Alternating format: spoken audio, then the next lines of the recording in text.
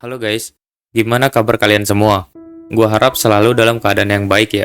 Gua kali ini pengen ceritain dan berbagi sekaligus review salah satu anime yang genrenya agak-agak bikin jomblo pada nangis sih. Ini jomblo harusnya nangis di pojokan. Dijamin nih, jomblo bakalan pada adu nasib karena kisah cintanya gini-gini banget. Heran juga sih gua. Tapi anime ini tuh bener-bener enak sih buat ditonton. Jadi kalian jangan lupa buat nonton anime-anime yang bakalan gua sebutin kali ini. Oke, mari kita lanjut. Yang pertama yaitu anime ini bernama Suki na Koge Megane wo Wasureta, atau dalam bahasa Indonesia yang berarti gebetan gua ketinggalan kacamata. Kalau dibuat Indonesia jadi aneh sih judulnya. Nah, jadi anime ini bercerita tentang seorang anak laki-laki SMP bernama Komura yang sedang jatuh cinta sama teman sebangkunya yang bernama Mie. Nah, Mie ini adalah seorang gadis dengan penglihatan yang cukup buruk. Udah tahu matanya minus, cewek ini juga sering lupa atau ketinggalan buat ngebawa kacamatanya. Entah itu ketinggalan di rumah atau enggak, bahkan gak sengaja memecahkannya. Dengan niat yang baik di awal, Komura memilih untuk membantu Mie sebisa mungkin. Tapi, Komura sering salah tingkah dan baper malah dengan kejadian-kejadian yang terjadi selama Mie nggak bawa kacamata. Berkat hal ini juga, Mie mulai mengenal kebaikan dari Komura. Nah, ini sebenarnya merupakan anime dengan genre komedi romantis, yang sebenarnya juga lumayan menarik buat ditonton. Tapi gue saranin kalau lu jomblo mending gak usah nonton ini sih. Karena lu para jomblo, mending nonton anime yang berantem-berantem aja, biar nggak tahu kerasa hidup kayak gimana. Anime ini awalnya merupakan sebuah anime web manga, sebelum akhirnya diterbitkan di majalah Monthly Gangan Joker milik Square Enix. Uniknya juga nih, web manga ini tuh diupload pertama kali di sosial media Koume Fujichika, atau si autornya lah, tepatnya di Twitter. Koume pertama kali memperkenalkan karyanya tersebut pada April 2018. Dan nggak lama setelah itu, di tahun yang sama, manga ini juga diterbitin series, diterbitin dalam bentuk yang fisik. Yang kedua yaitu Ijiri Nadai Nagaroto-san, atau Nagatoro-san. Itulah, season pertama pada anime ini memiliki karakter utama bernama Naoto Hachioji.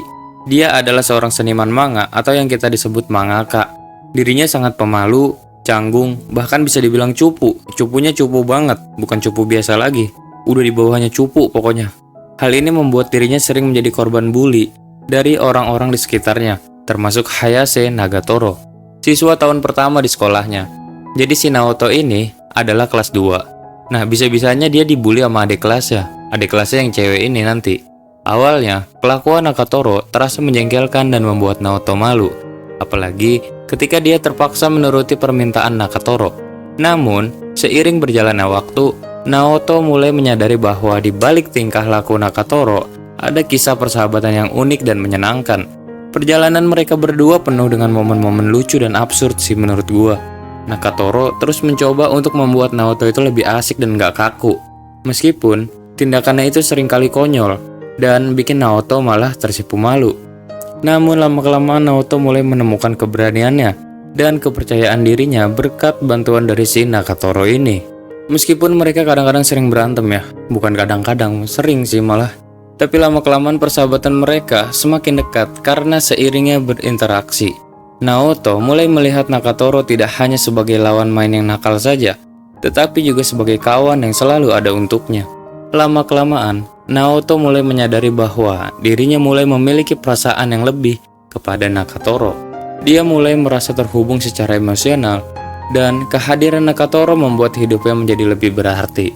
Menurut kalian nih, akankah persahabatan mereka akan bisa menjadi cinta? Kalau mau ya, tonton aja animenya, nanti kalian bakalan tahu sendiri sih. Secara alur cerita sih anime ini menurut gue juga seru buat ditonton. Tapi kalau kalian udah nonton anime ini, jangan lupa tulis di kolom komentar ya. Yang ketiga yaitu Shigatsu wa Kimi no Uso. Siapa sih yang nggak tahu anime legend ini? Nah, ini adalah anime legend yang nggak akan habis-habis buat dibahas. Selain nggak habis-habis dibahas, anime ini juga bakalan siap menghabisi air mata kalian. Shigatsu wa Kimi no Uso menceritakan tentang seorang pianis berbakat bernama Kousei Arima. Kousei yang sangat berbakat seringkali memenangi berbagai macam lomba. Hingga pada akhirnya umur yang ke-11 tahun, Kousei memutuskan untuk tidak lagi bermain piano. Dirinya tidak lagi merasa memiliki tujuan untuk bermain piano. Ia biasanya bermain piano karena ibunya. Namun, semenjak ibunya meninggal, Ia tidak sengaja mengatakan orang seperti ibunya lah lebih baik mati saja. Maka dari itu ia merasa bersalah dan lebih memilih meninggalkan untuk bermain piano. Jadi, Kousei memiliki trauma karena ia dipaksa untuk terus bermain piano dan merasa menyesal karena perkataan terakhirnya kepada ibunya itu. Tetapi sebenarnya bukan 100% salah Kousei juga, karena sang ibu melatih Kousei dengan sangat keras, ala-ala didikan militer gitu, sehingga ia merasa tertekan dan hampir depresi. Ia tidak mendapatkan masa kecil yang menyenangkan seperti anak-anak lainnya. Kalau kita sebagai anak Indonesia sih kayaknya udah mulai biasa, karena kita sudah mulai terbiasa dengan didikan VOC. Nah, selama 2 tahun pensiun dari bermain piano, Kousei malah bertemu dengan gadis yang sedang bermain dengan pianika di taman. Permainannya cukup bagus dan liar hingga membuat Kousei terpana. Gadis itu bernama Kaori Miyazano, seorang pemain biola. Kemudian, Kaori mengajak Kousei untuk ikut lomba bersamanya. Untuk pertama kalinya setelah sekian lama, akhirnya Kousei kembali ke dunia musik.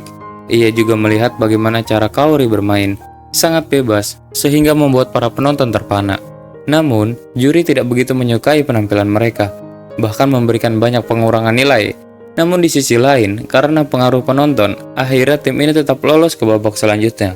Tim ini juga mampu membawa penonton memasuki atmosfer musik yang luar biasa. Ketika tampil, Kaori memperlihatkan banyak senyuman dan kemudian bertanya kepada Kousei, apakah musikku sampai kepada mereka pada babak pertandingan selanjutnya. Kaori meminta Kousei sebagai pengiringnya. Awalnya, si bocah lelaki enggan menerima tawaran tersebut karena sudah tidak bisa mendengar nada piano. Tetapi dengan paksaan Kaori, akhirnya Kousei mengiyakan ajakan tersebut. Mereka berduet pertama kalinya tanpa latihan sekalipun. Keduanya saling bermain solo dan musik mereka saling bertolak belakang satu sama lain, sehingga mereka tidak lolos ke babak selanjutnya. Padahal para penonton sangat menyukai musik mereka.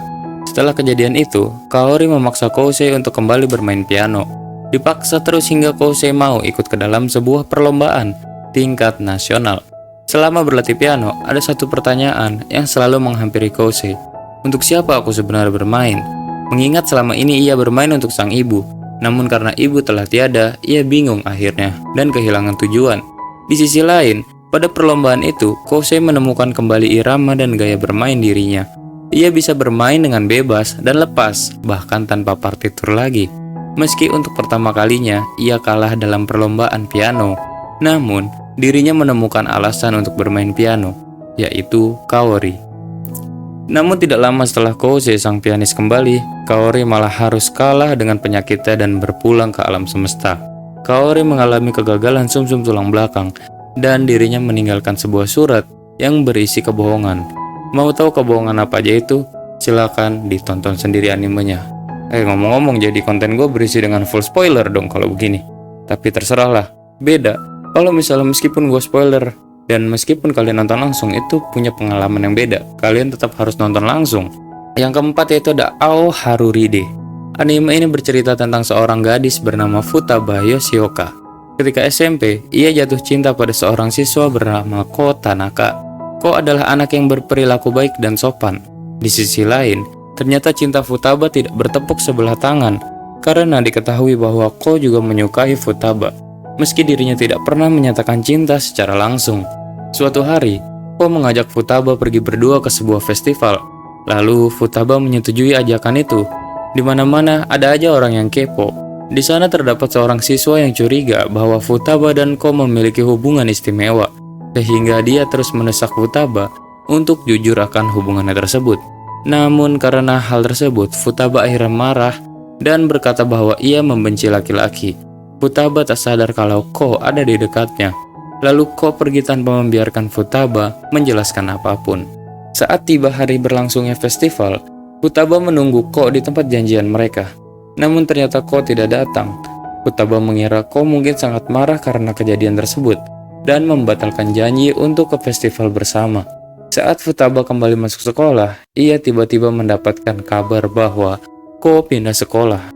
Sejak saat itu, Futaba tak pernah melihat sosok Ko lagi. Waktu berlalu, Futaba kini telah duduk di bangku SMA. Sepulang dari kantin sekolah, tanpa sengaja ia bertabrakan dengan seorang siswa. Suara dan sosok siswa tersebut mengingatkan dirinya kepada Ko. Futaba lalu mengajar pria yang ditabraknya barusan. Belum sempat ia memanggil orang itu, seorang siswa lainnya muncul dari belakang Futaba dan memanggil pemuda itu dengan nama Mabuchi. Futaba merasa beruntung karena ia tak sempat menyapa Mabuchi dengan panggilan lain. Ternyata, gadis itu kembali bertemu dengan Mabuchi di lingkungan sekitar rumahnya. Tak ingin dianggap sebagai penguntit, Futaba menjelaskan bahwa ia tinggal di daerah tersebut juga.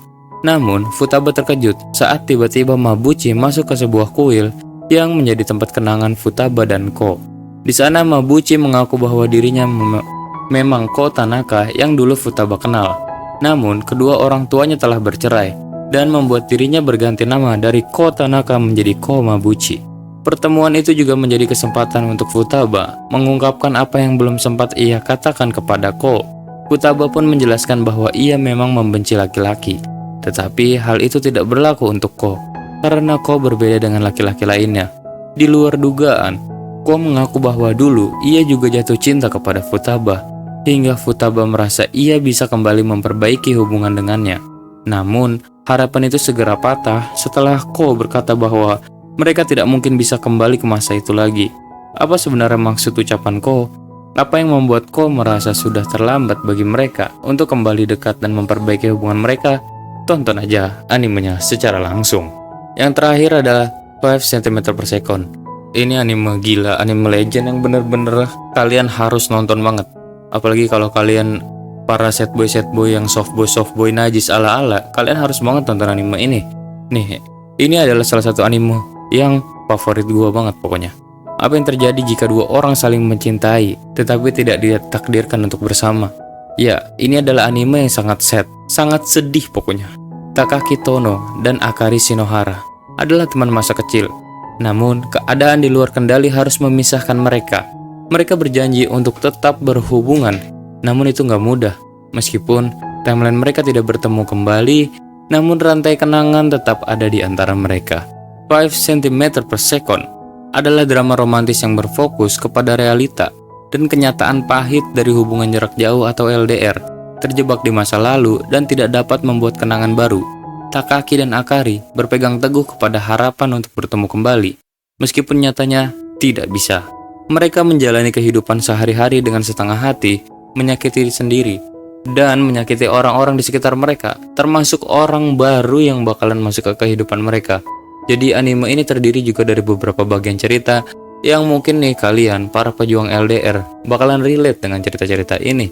Yang pertama yaitu di adegan yang pertama berjudul Cherry Blossom. Nah, ini berisi tentang dua kekasih muda bernama Takaki Tono dan Akari Shinohara. Mereka adalah teman semenjak sekolah dasar atau SD sebagai teman baik, yang akhirnya berubah menjadi sahabat, hingga akhirnya mereka pindah ke sekolah yang berbeda, namun tetap berhubungan dekat.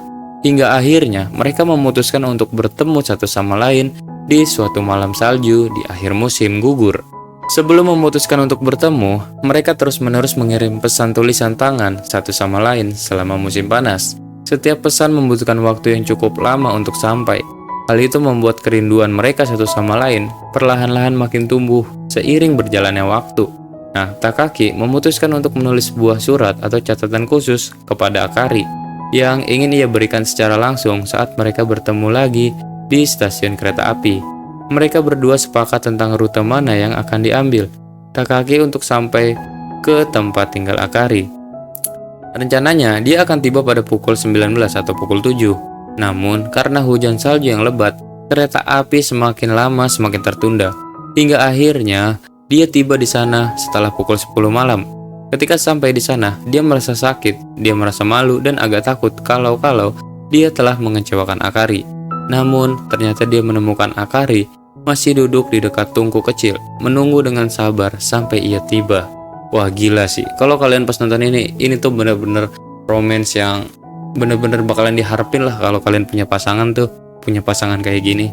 Nah, setelah mereka bertemu dengan artistik yang sangat menyentuh hati, mereka akhirnya mengobrol dan makan sejenak di stasiun kereta api kecil sampai ke stasiun itu tutup. Setelah itu mereka berjalan keluar menuju pohon sakura besar yang telah kehilangan semua bunganya selama musim dingin. Dan pada saat itu mereka tidak bisa lagi menahan kasih sayang serta kerinduan mereka, yang pada akhirnya momen itu diakhiri dengan pelukan kasih sayang. Mereka berdua tahu bahwa mereka tidak akan pernah bisa bersama untuk selamanya. Hidup mereka terlalu jauh juga untuk bisa bersatu. Tapi untuk satu malam ini aja, di tempat ini, mereka merasa tidak akan pernah berpisah. Cerita kedua. Nah, jadi kan tadi gue bilang ada 3 adegan. Ada 3 cerita lah dalam satu film ini. Gue pengen ngebahas ke cerita yang kedua. Cerita kedua ini adalah berjudul dengan Kosmonaut. Hal ini diceritakan dari sudut pandang yang berbeda. Kita mendengarkan pemikiran seorang gadis lain yang telah jatuh cinta kepadanya. Cerita pendek ini terjadi sekitar 3-5 tahun setelah kejadian di cerita pertama, di mana Takaki sudah tewas dan duduk di bangku sekolah menengah atas atau SMA, dan masa di mana seorang mencari jati dirinya. Di sini, Takaki masih memikirkan Akari dan mempertanyakan apakah dia akan bertemu dengannya lagi. Tapi sepertinya hubungan mereka telah jauh lebih memudar akhir-akhir ini. Seorang gadis bernama Kanae Sumida yang tergila-gila pada Takaki sejak dia tiba di sekolah beberapa tahun lalu. Dia telah berbicara dengannya dan telah berkenalan dengannya selama itu, tapi tidak pernah dirinya memiliki keberanian untuk mengungkapkan perasaannya. Dalam adegan ini juga, kita menyaksikan keduanya berkendara bersama-sama dengan skuter saat Takaki mengantar Kanae pulang. Kita dapat melihat mereka membeli minuman dari sebuah minimarket dan mereka bertemu di beberapa malam yang berbeda. Jadi mereka itu udah mulai memasuki fase PDKT. Kanae menyadari betapa dekatnya mereka berdua. Namun, dirinya takut jika ia tidak memberitahunya sekarang, ia tidak akan pernah memiliki kesempatan, bahkan tidak akan ada di mana momen ketika Kanae memutuskan untuk mengatakan perasaannya. Namun hal itu semuanya patah, terbuang sia-sia. Ketika Kanae harus mengetahui bahwa dia mulai menyadari Takaki tidak menaruh perhatian yang terlalu besar kepada dirinya. Dan itu menjadi sad boy juga. Sorry, bukan sad boy, sad girl, karena si Kanae ini perempuan. Dia tidak mendapatkan cinta yang terbalas dari si Takaki. Karena apa? Karena Takakinya belum move on. Nah, kita masuk ke adegan ketiga atau film ketiga ini. Seperti judulnya adalah 5 cm per second. Adegan ini dimulai dengan adegan Takaki sebagai pria dewasa, lulus kuliah, dan mulai hidup sendiri. Namun kemudian bertransisi menjadi sebuah video musik yang menampilkan adegan-adegan dari adegan-adegan pendek sebelumnya dan kejadian-kejadian yang hanya bisa dilihat sekilas. Adegan ini seakan-akan merangkum kehidupan cinta dari adegan-adegan sebelumnya. Di momen ini menunjukkan Takaki yang tinggal di apartemennya, kedinginan dan kesepian. Setelah berpisah dengan pacarnya selama 3 tahun, dia merasa gelisah, seolah-olah dia hanya membohongi dirinya sendiri tentang hubungan, dan bahwa cintanya kepada Akari adalah cinta yang paling nyata yang pernah dia rasakan. Kita juga melihat pacar Takaki yang mencoba mengirim pesan kepadanya, yang bermaksud untuk memperbaiki hubungan mereka. Kita juga diperlihatkan sosok Akari sebagai seorang wanita dewasa yang menemukan sebuah surat lama yang ia coba tulis dan diberikan kepada Takaki secara langsung pada malam ketika mereka bertukar perasaan di pohon sakura. Nah, di sisi mereka yang tidak terpisahkan, Takaki dan Akari mengenang malam tersebut. Keduanya menjelaskan bahwa mereka telah bermimpi tentang diri mereka sendiri selama bertahun-tahun yang lalu. Jadi mereka itu memimpikan tentang gimana kalau mereka tuh berpasangan gitu, pas di masa lalunya ya kan. Nah, sebelum film ini berakhir, akhirnya kita melihat Takaki berjalan menyeberangi rel kereta api.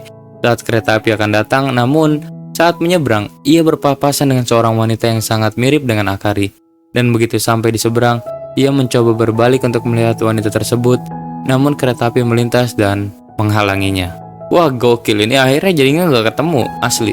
Si Takaki sama si siapa tadi namanya Akari ini akhirnya nggak ketemu karena dia tuh ngerasa kalau si ini tuh cewek ini adalah Akari, namun kalang kereta. Ala-ala anime-anime itu, ini gokil kalau menurut gua. Nah, akhirnya dan film itu pun berakhir dengan perasaan penonton yang masih diaduk-aduk. Asli, kalian kalau udah nonton ini terus kalian nggak akan bisa dengan gampang dengan move on dari lagunya, karena lagunya juga enak sih. Moshite gitu-gitu pokoknya. Nah, menurut kalian gimana nih? Apakah ada anime lain yang cukup berkesan untuk diri kalian? Kalau menurut gue sih yang terakhir sih yang paling berkesan yaitu 5 cm per second. Nah, ini karena merupakan salah satu anime yang paling meninggalkan bekas buat gue tonton. Menampilkan sebuah realita di mana ada beberapa kisah cinta yang nggak bisa mudah aja dilupain, bahkan hingga puluhan tahun lamanya gitu. Jika kalian suka dengan video gue yang barusan ini, yang sekarang ya, jangan lupa tinggalkan komentar dan like ya guys. Sekian dulu video dari gua dan thank you, see you, and sehat-sehat terus semua.